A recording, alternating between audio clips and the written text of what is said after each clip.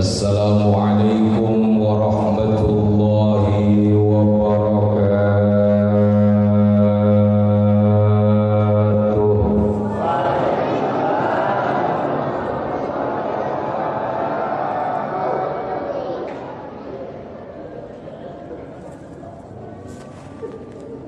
Assalamualaikum.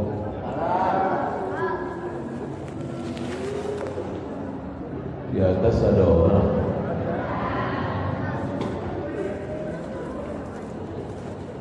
Ayo jawab salam yang kompak, mudah-mudahan biar pada sehat. Assalamualaikum warahmatullahi wabarakatuh.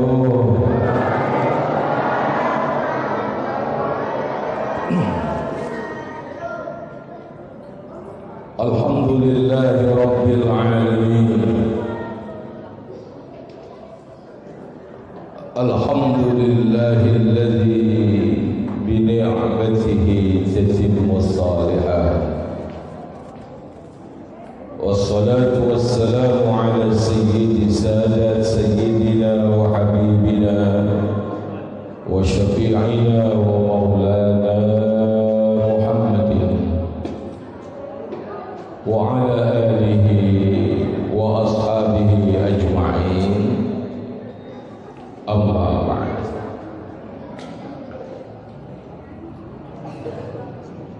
Allahumma fasalli wa sallim ala sayyidina wa maulana Muhammadin wa ala alihi wa ashabihi ajma'in. Allahumma ya da'imal fadli ala al-bariyah, ya basital yadaini bil 'atiyah, ya sahibal mawahib as-saniyah, salli ala sayyidina Muhammadin khairal wara bis-sajiyah waghfir lana ya dzal ula fi hadhihi al-'ashiyyah. Amin ya rabbal alamin.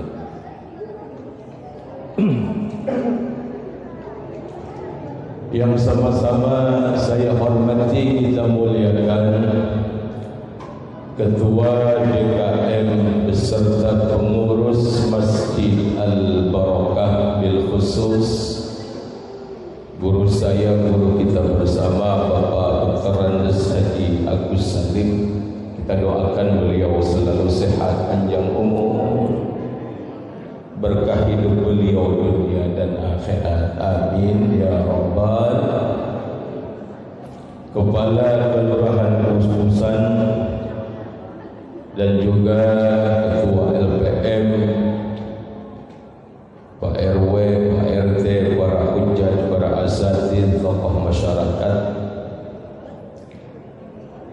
seluruh jamaah, Bapak Ibu, tokoh pemuda yang insya Allah malam hari ini, mohon maaf saya tidak bisa merangkai namanya satu demi satu, tapi tidak mengurangi rasa taklim dan mahabbah saya semua. Bapak Ibu hadirin wal hadirat yang insya Allah dimuliakan oleh Allah Subhanahu wa ta'ala. Mini meja cuma air ruangan, makanannya di bawah. Bapak Ibu yang Allah muliakan, ternyata kekuatan iman itu bisa ngalahin kekuatan badan.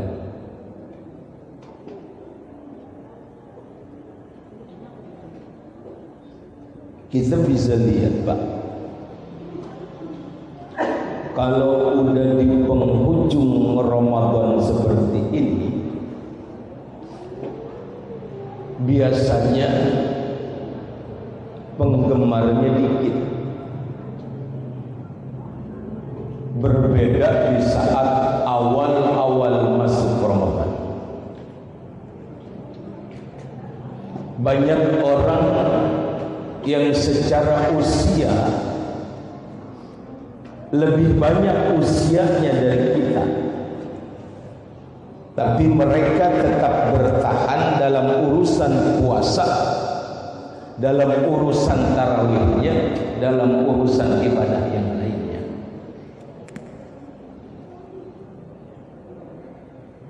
Ternyata banyak orang yang secara fisik keker badannya, luar biasa kuatnya, tapi ternyata banyak gugur urusan puasanya, terlebih urusan ibadah yang lainnya. Ternyata kuat iman lebih tinggi daripada kuat badan.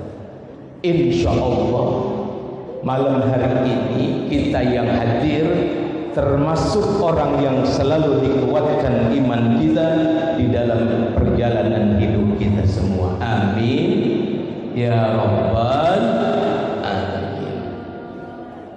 Bapak Ibu yang Allah muliakan, ini ngomong-ngomong sampai jam berapa kita? Sampai sahur. Memang sanggup sampai sahur? Ya saya pulang jam 10. Kalau ceramah dari wayang gini sampai sahur, berapa orang yang mati di sini ceramah? Kita judulnya ini malam, singkat aja dah, waktunya cuma 30 menit. Kita punya judul ini malam, peringatan nuzulul Quran. Emang baru di sini nih saya dapat undangan peringatan nuzulul Quran di tanggal yang berbeda. Tadi alasannya udah disampaikan tuh sama ketua DKM. Alasannya orang sini dulu tuh kalau emang tanggal 25 sama orang Limok juga begitu Pak. Kalau tanggal 25 itu pada bikin abu. Sebenarnya ngapa kudu bikin abu? Maksudnya tanggal segitu tuh ibadah biar pada rute, biar pada lengket. Coba dah, makan abu kan kalau kagak pinter-pinter lah di mana bayi nempel. Dulu orang kita tuh ngajarin begitu. Kalau malam ketupat, malam apa? Di sini ada juga malam ketupat. Kalau di Limo ada Pak. Tanggal 21, tanggal 15 pertengahan Ramadan tuh malam ketupat kita bikin. Kalau udah malam segitu tuh usahain puasa udah lagi diikat. Jangan sampai kelepas. Kalau berhasil sampai tanggal 25 dibikinin abu biar puasa pada rukun. Biar pada nempel. Jangan pada buyar. Tuh orang tua dulu ngajarinnya begitu. Alasannya ini bikin nuzulul Quran di tanggal 25, nerusin bagaimana tradisi orang-orang tua kita sebelumnya, insya Allah berkah. Cuman secara aturan syariat, ini kita ngomongin nuzulul Quran dulu dah. Jarang-jarang saya ceramah ada meja doang begini. Kalau bener ada pagar. Tahu pagar? Pagar apa sih pagar? Ya rasanya sono kemarin ribet begitu. Udah jagain dah nggak mengapa. Saya ngomong begini paham nih. Nah, kita ngomong orang kampung baik ya. Sampai mana tadi saya ngomong?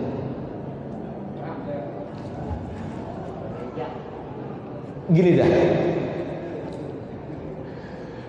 Nuzulul Quran kita ngomongin dulu dah. Nuzulul Quran, nuzul artinya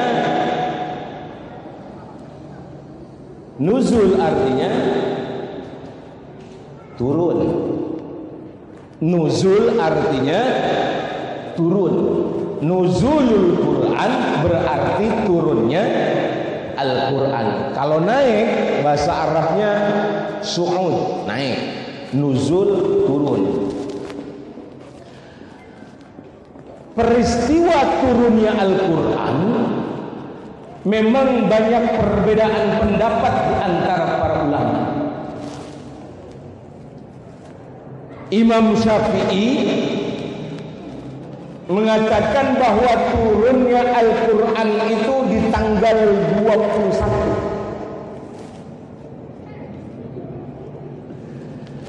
Abdullah bin Abbas, ini seorang sahabat Nabi, pakar tafsir, karena memang Abdullah bin Abbas salah satu sahabat yang langsung dapat doa dari Rasulullah. Allahumma faqihhu fid-din wa ta'wili. Ya Allah, berikan dia pemahaman yang hebat tentang urusan agama. Itu doanya Nabi kepada Abdullah bin Abbas. Makanya Abdullah bin Abbas itu pakar tafsir yang disebut dengan turjamanul Quran. Orang yang ahli, paham betul tentang peristiwa turunnya Al-Quranul Karim kepada baginda Rasulullah Muhammad sallallahu alaihi wasallam. Kalau kata Abdullah bin Abbas, turunnya Al-Quran itu di tanggal 24 bulan Ramadan, malam ke-25. Berarti cakep nih kita bikin ngikutin pendapatnya Abdullah bin Abbas, yang pada akhirnya jumhur ulama kita sepakat, Pak, untuk mengenang perjuangan perang Badar, maka disepakati buat kita bahwa turunnya Al-Quran jatuh pada tanggal 17 bulan Ramadan. Perbedaan ini bukan jadi sebuah permusuhan, karena umat Islam di saat menemukan sebuah perbedaan, maka yang harus didahulukan bagaimana mencari persamaan dalam hal keputusan-keputusan urusan agama. Jadi jangan pernah melihat sebuah ikhtilaf itu sebuah permusuhan. Yang pasti di setiap muncul sebuah perbedaan, di situ ada rahmat Allah yang turun untuk kita semua. Alhamdulillah, amin ya rabbal. Turunnya Al-Quran itu, Pak, prosesnya Allah itu pertama nyimpen Al-Quran di Lauhil Mahfuz. Al-Quran yang kita baca saat ini tuh, itu memang secara asli sesuai susunannya yang Allah simpen di Lauhil Mahfuz. Yang kita mulai bacaan Al-Quran itu dari suratul Fatihah sampai surah An-Nas. Kalau secara kenyataannya kan turunnya Al-Quran itu dimulai dari surat apa, Pak? Al-Alaq, Iqra bismi rabbikal ladzi. Iqra kan awalnya surah Iqra. Tapi yang kita lihat, yang kita punya, kok Iqra nggak ditaruh di pertama? Kenapa di lembaran pertama tuh yang ada suratul Fatihah, bukannya surah Iqra? Padahal Iqra turunnya pertama kepada baginda Rasul. Ternyata jawabannya yang ada pada kita Al-Quran itu, itulah susunan asli yang disusun Allah Subhanahu wa Ta'ala, yang kemudian disimpan di Lauhil Mahfuz secara sempurna. Paham sampai di sini? Paham sampai di sini? Dari Lauhil Mahfuz kemudian Allah turunin, bluk, sempurna juga, Pak, ke Baitul Izzah. Baitul Izzah itu babus sama. Babus sama itu pintunya langit. Pintunya langit itu langit yang bisa kita lihat dengan mata kepala kita, itu namanya pintunya langit. Itu namanya babus sama. Babus sama itu pintunya langit punya malaikat namanya malaikat Ismail. Malaikat Ismail itu punya pasukan 70.000 malaikat. Malaikat Ismail yang jaga pintu langit itu nggak pernah Pak iseng-iseng naik ke langit 1, 2, 3 dan seterusnya, atau iseng-iseng turun ke bumi, nggak pernah. Sekali-kalinya turun nih malaikat Ismail, turun ke bumi di saat wafatnya baginda Rasulullah Muhammad. Tuh bagus sama. Sempurna dari Lauhil Mahfuz ke Baitul Izzah. Sempurna dari Baitul Izzah. Nah, baru diturunin kepada Rasulullah selama 22. Halo? Halo? Masih pada hidup. Berapa tahun Al-Quran diturunin kepada Rasulullah? Selama 22 tahun, 2 bulan, 22 hari. Ada ulama yang bilang selama 23 tahun. Itu tergantung peristiwa yang terjadi Pak. Dan termasuk yang pertama diturunkan adalah surah Iqra bismi rabbikal ladzi khalaq. Itu peristiwanya begitu. Bagaimana Rasulullah mengalami peristiwa di saat punya kesulitan untuk memutuskan sebuah peristiwa yang terjadi, turun ayat. Ayat yang paling banyak yang diturunkan Allah kepada Rasulullah yaitu di kota Makkah. Makanya lebih banyak ayat Makkiyah ketimbang ayat Madaniyah. Secara munajjaman, mujmalan, mufarraqan, secara terpisah, secara munajjaman. Munajjaman itu apa ya? Apa sih? Apaan sih? Saya juga kagak paham. Maksudnya dikit-dikit lah begitu. Bertahap, iya betul, bertahap. Secara bertahap turunnya Al-Quran dari Baitul Izzah kepada baginda Rasulullah Muhammad Sallallahu Alaihi Wasallam. Bapak Ibu yang Allah muliakan.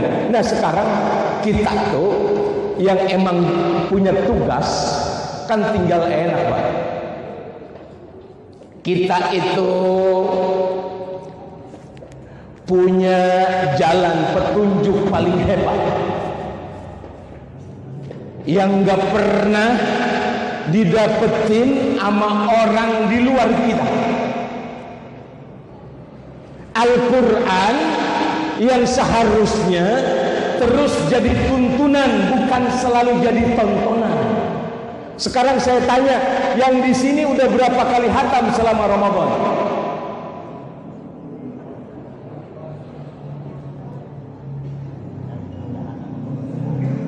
Romannya pada kayak drama kan? Udah berapa ibu udah berapa kali mindahin Quran Bu?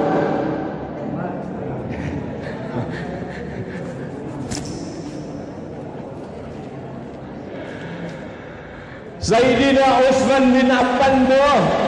Nih, Sayyidina Utsman bin Affan kalau masuk Ramadan, sholat malamnya, sholat tarawihnya 1 rakaat 1 kali khatam. Sayyidina Utsman bin Affan. Imam Abu Hanifah setiap malamnya bisa ngatamin 60 kali khatam selama Ramadan.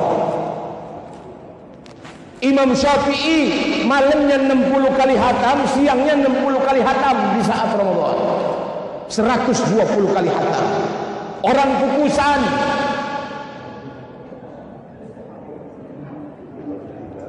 Mungkin ada yang sampai kayak gini nih, lupa naruh Quran di mana. Makanya Al-Quran itu sebenarnya di saat Allah turunkan bukan cuma petunjuk buat kita Pak, bukan buat kita doangan, Tadi kan kori cilik kita tuh udah ngebacain tuh Syahrul Ramadhan alladzi unzila fihil Qur'an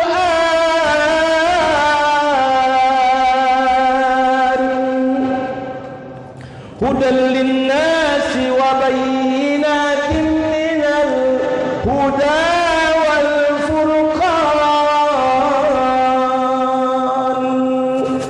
Hudan linnas, petunjuk buat manusia, bukan petunjuk cuma buat orang Islam, tapi buat seluruh manusia. Al-Quran jadi petunjuk. Pak, pernah terjadi Pak, ada sekelompok mahasiswa dari Kenya,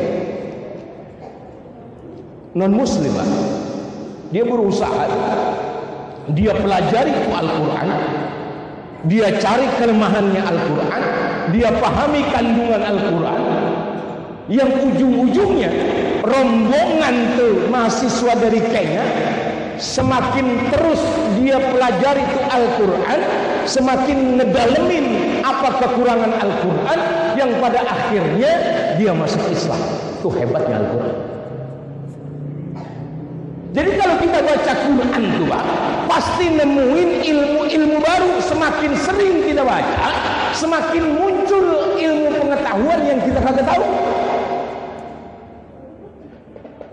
Makanya kalau bicara Quran itu ilmu pengetahuannya hampir 77.200 di dalam Al-Quran mengandung ilmu pengetahuan. Bahkan Imam Tantawi mengatakan di dalam kitab tafsir Jawahirnya 720.000 tentang ilmu pengetahuan yang ada di dalam Al-Quran. Ilmu hukum di dalam Al-Quran cuma 150 ayat Pak. Sisanya tentang ilmu pengetahuan. Makanya kurangnya kita, dikata Syekh Imam Tantawi di dalam kitab Jawahirnya, kekurangan umat Islam itu lebih cenderung kepada mengambil ilmu-ilmu hukum ketimbang ilmu-ilmu pengetahuan dari dalam Al-Quran. Makanya banyak muncul ulama-ulama fikih, ulama-ulama hukum, ulama-ulama ilmu pengetahuan sedikit. Itu kekurangan kita.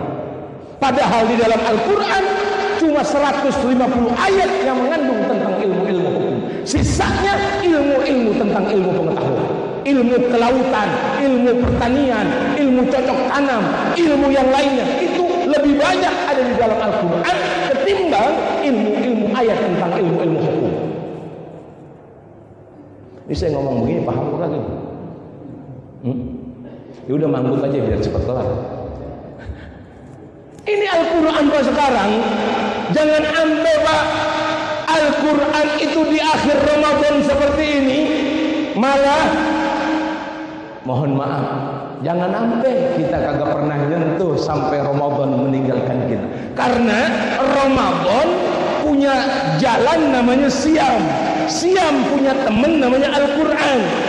Al-Quran dengan puasa bergandengan tangan. Orang yang puasa jauh dari Al-Quran, seakan-akan puasanya tidak sesuai dengan aturan Rasulullah. Jadi orang puasa kudu dekat sama Al-Quran. Pantas Nabi ngomongnya Al-Quran wa siyamu yashfa'ani. Besok tuh Al-Quran sama puasa yang bisa nolong kita di hari kiamat di antaranya. Jadi orang yang puasa kudu dekat sama Al-Quran. Bukan cuma orang puasa doang. Kalau orang jalan hidupnya jauh dari Al-Quran, wa man a'rada an dzikri fa inna lahu ma'isyatan dhanka. Ingat Pak, kalau kita jauh dari Al-Quran, hidup kita bakalan sempit. Kalau satu waktu, satu hari rezeki seret, penyakit kagak waras, kagak sembuh-sembuh, ada urusan yang terus datang silih berganti, jangan-jangan kita udah jauh dari Al-Quran. Wa may ya'shu an dzikrir rahman nuqayyid lahu syaitan wa huwa lahu qarin. Siapa orang yang berpaling dari Al-Quran, siapa orang yang jauh dari Al-Quran, kata Allah, orang yang jauh dari Al-Quran, orang yang berpaling dari Al-Quran, temennya cuma itu, memedih.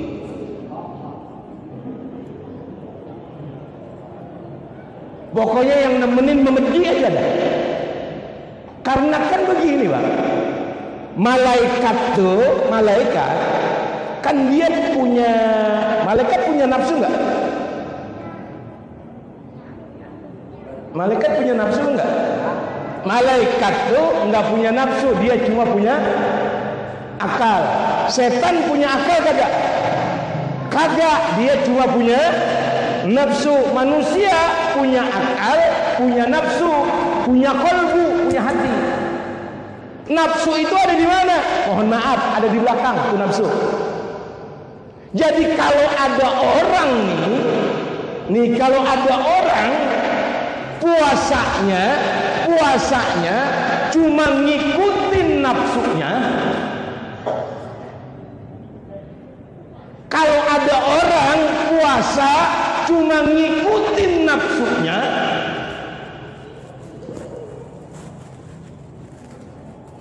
itu ngomong-ngomong dibuka aja makan Pak, jangan serius-serius. Biasa aja dengerinnya. Teman pada mangap aja. Jadi kalau ada orang tuh puasa cuma ngikutin nafsunya, ketahuan Pak. Ketahuan Pak. Orang tuh puasa cuma ngikutin nafsunya, itu ketahuan. Pertama dia mah puasa doang. Amat terawih enggak? Ada enggak orang sini begitu? Kagak ada di sini mah. Sono jauh. Deket ituan pinggir tol.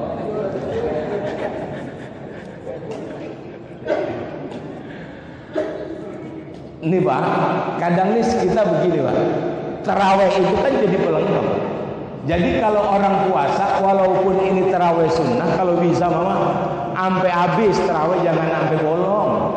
Bener kagak? Terawih mah kan dikasih kebebasan Pak. Terawih mah nggak maksain. Berapa aja boleh. Kita yang biasa pakai 8, istiqomah di 8, insya Allah berkah. Karena terawih mah modelnya begini Pak, bal yazuzul qu'ud. Boleh sholat sunnah itu duduk walaupun badan sehat, nggak ngapa-ngapa. Nggak ngapa-ngapa Pak, boleh, badan sehat. Sholat sunnah terawih duduk kagak ngapa-ngapa, walahu nisful ajri, tapi pahalanya separuh. Boleh, nggak ngapa-ngapa Pak. Terus yazuzu bil intija, boleh miring Pak. Sembayang miring ke sembayang saya sunnah boleh. Sembayang miring, misalnya Pak miring tuh Pak, kalau mau ngelihat mayat mau dimasukin ke lubang landak miringnya begitu. Ngikut jamaah miring aja enggak ngapa-ngapa Pak. Boleh, cuman pahalanya rubul ajri, pahalanya seperempat. Bebas aja Pak. Sholat tarawih itu yang kita kenal berapa sih? Yang kita tahu gimana? Ada berapa sholat tarawih? Yang kita tahu dah 11 sama 23, itu yang kita tahu kan? Bener nggak? Bukan itu Pak. Terawih rakaataini aqallu rakaataini wa akmaluha isri. Terawih paling sedikit 2. Jadi diberikan kebebasan Pak. Makanya sempurnakan puasa dengan sholat sunnah, terlebih dengan bacaan Al-Quran. Malam hari ini kita peringati Al-Quran, mengingatkan kita bahwa Al-Quran itu bukan cuma sekedar kita baca. Jumlah ayat Al-Quran ada berapa? Ini lupa apa emang bagaimana sih ini urusan? Jumlah ayat Al-Quran ada berapa? 6.666. Bener begitu? Udah pernah ngitung?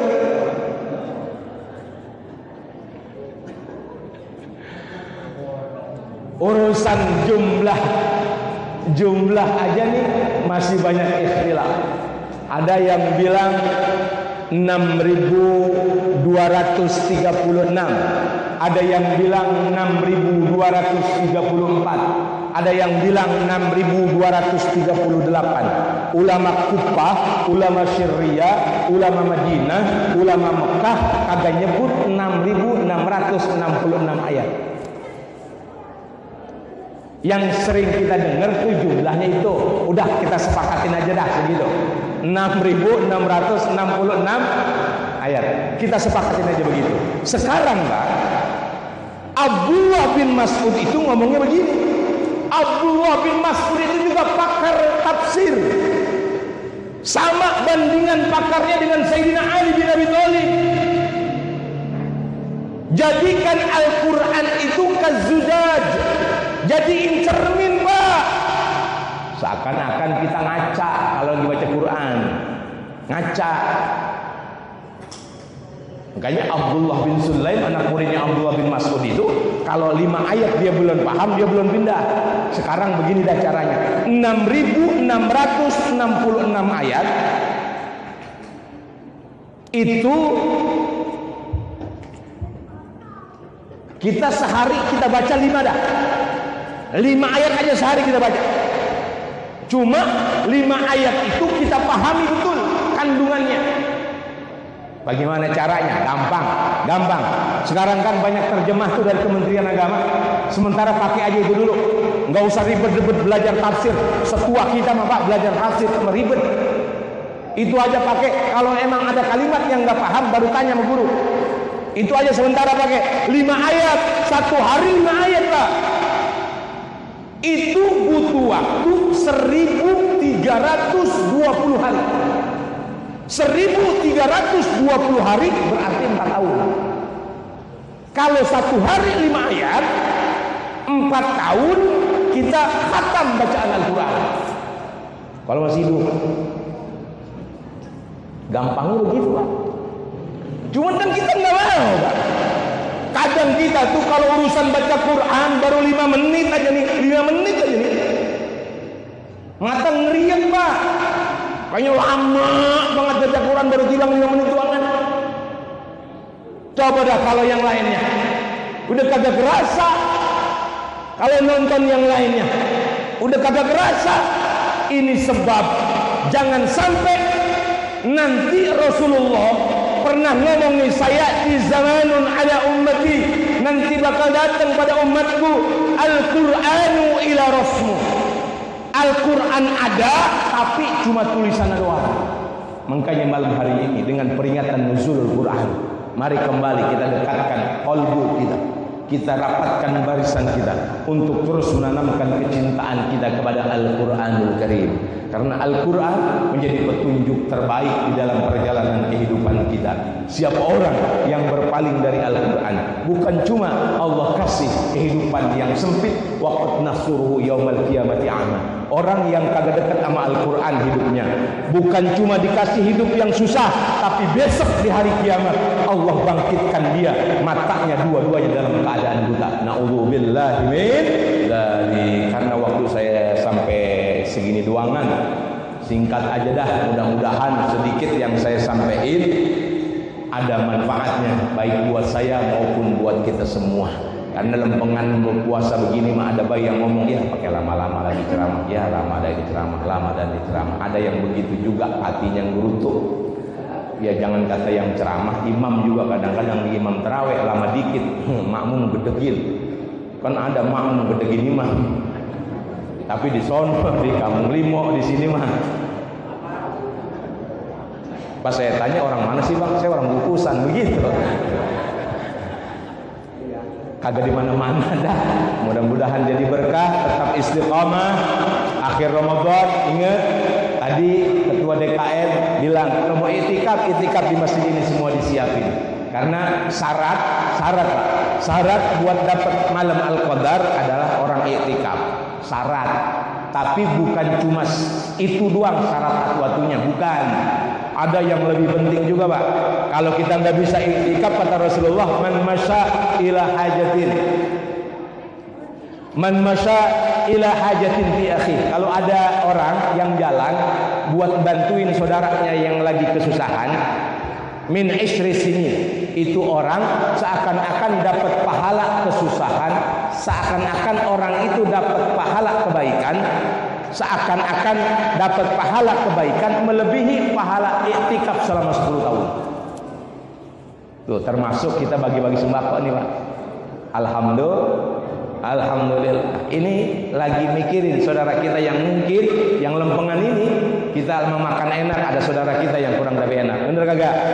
Ini lebih baik berbuat baik di dalam puasa itu menjadikan diri kita tambah sempurna kesolehan kita di hadapan Allah Subhanahu wa taala. Mudah-mudahan Allah jadikan kita semua orang yang ahli ibadah, taat dan istiqamah, bisa menjaga siam Ramadan dengan sebaik-baiknya. Mohon maaf lahir batin. Hadanallah wa iyyakum ajmain. Assalamualaikum warahmatullahi